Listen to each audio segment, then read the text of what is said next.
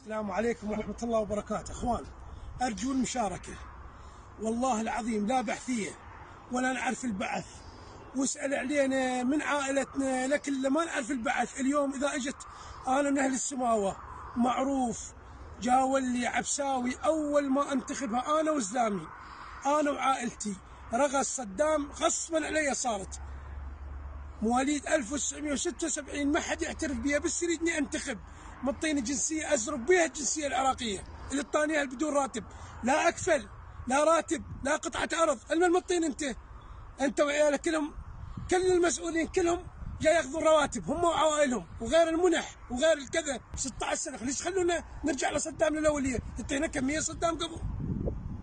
عيب عليكم، عيب وتنتخبون، لا تزورون انتم المسؤولين الكبار، لا تزورون العشاير، ترى تبسطكم العشاير.